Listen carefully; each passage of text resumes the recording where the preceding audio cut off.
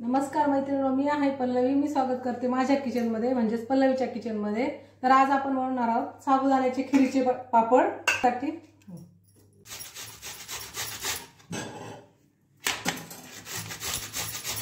त्यासाठी लागणारे साहित्य म्हणजे आपल्याला 2 बटाटे घ्यायचे आहेत आणि हिरवी मिरची।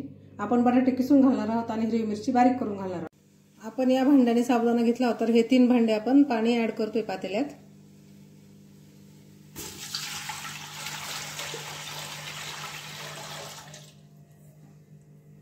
पाण्याला उकळी आलेली आहे। आता आपण याच्यामध्ये 2 चमचे मीठ घालून घेऊया। आपण बटाटा किसून ठेवला होता तो पण घालून घेऊया। हिरवी मिरची,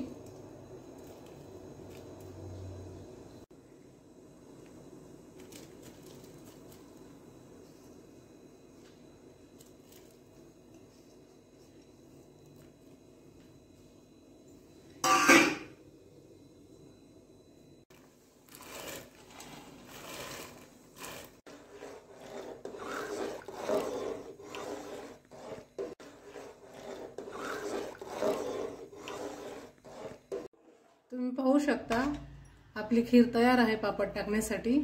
आणि त्याचा कलर पूर्ण बदललेला आहे, काचेसारखा कलर येईपर्यंत शिजवायचं होतं आपल्याला। तो पूर्ण झालेला आहे। आपण पापड टाकायला घेऊयात।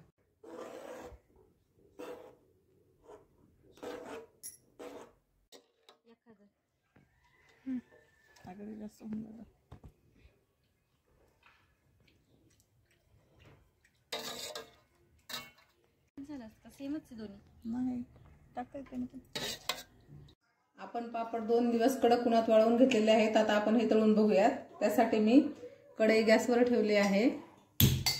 आपण याच्यात तेल घालून घेऊया।